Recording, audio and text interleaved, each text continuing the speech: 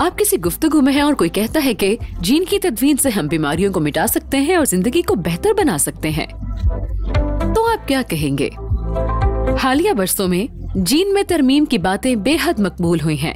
Gene में तरमीम करने वाली टेक्नोलॉजी जैसे कि क्रिस्पर न सिर्फ बीमारी और माजूरी के खात्मे का दावा करती है, बल्कि इंसानी अफजाइश और डिजाइन भी फ्राहम करती है। लेकिन ये ताकतवर टेक्नोलॉजी बड़े इखलाकी अमूर की एक बड़ी तादाद के साथ आती है, जिस पर गौर करने और तवज्जो देने की बहुत ज्यादा जरूरत पेश आती है। आप सोच सकते हैं कि इखलाकियात का जीन में तरमीम से क्या ताल्लुक है। बहरहाल इससे बीमारी और माजूरी का खात्मा नहीं होता है, जो समझ में नहीं आता।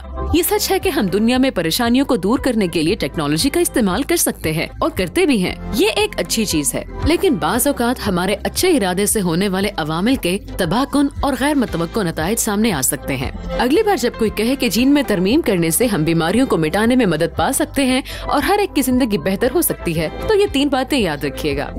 नंबर 1, अगर हम कुछ कर सकते हैं तो इसका मतलब ये नहीं है कि हमें वो करना चाहिए।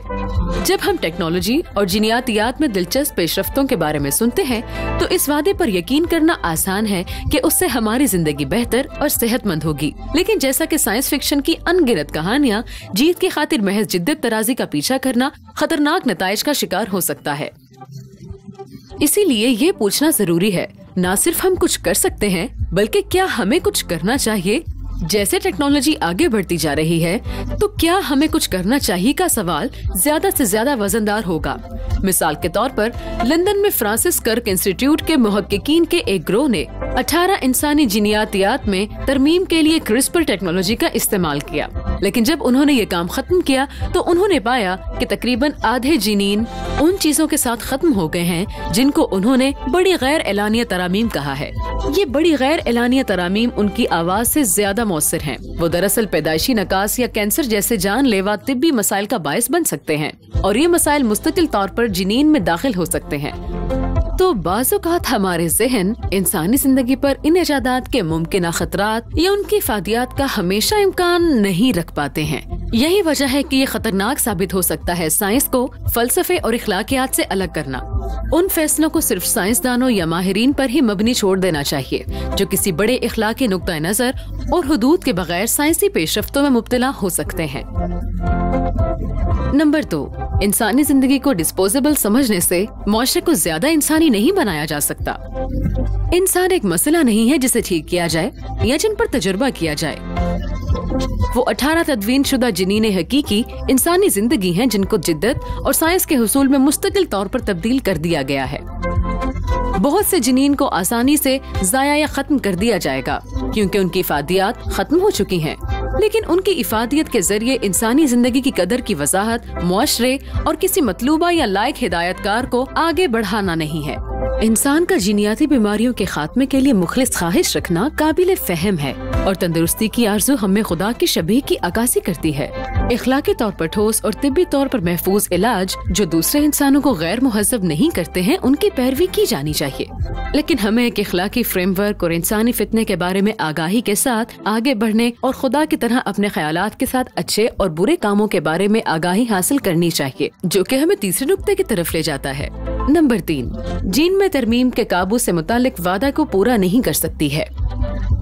बायोटेक्नोलॉजी की इखलाकियात में शिफायाबी और अफजाइश के दरमियान उम्दा लकीर मौजूद है। शिफायाबी से किसी ऐसी चीज को ठीक किया जा सकता है जो कि खराब हो। अफजाइश उस चीज को बेहतर बनाने की कोशिश कर रही है जो खराब नहीं हुई है। ये बायोटेक्नोलॉजी मुख्तलिफ इजाफे के जरिए सेहतमंद अफराद को अपग्रेड करना या अपने बच्चों को दुनिया में एक मौका फराहम करने जैसा है।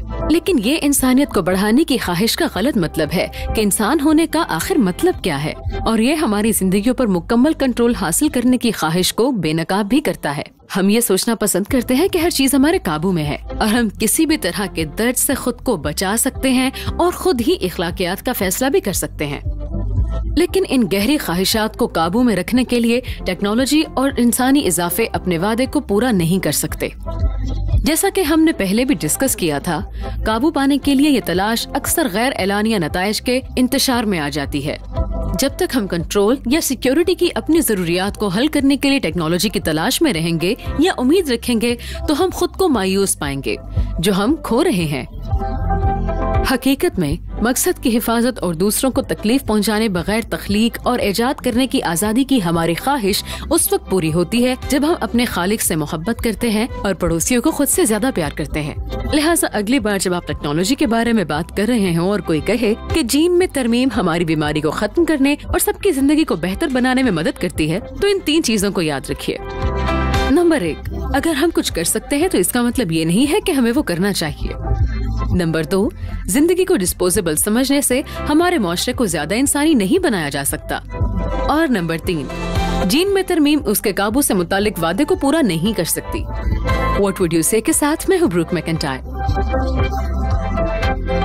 अगर आपको वीडियो पसंद आई हो तो इसे लाइक कीजिए, हमारे चैनल को सब्सक्राइब कीजिए और बेल आइकन प्रेस कीजिए ताकि आने वाली हर वीडियो की नोटिफिकेशन आपको मिले। और अपनी कीमती आरा से कमेंट्स में हमें आगाह कीजिए। देखने के लिए शुक्रिया।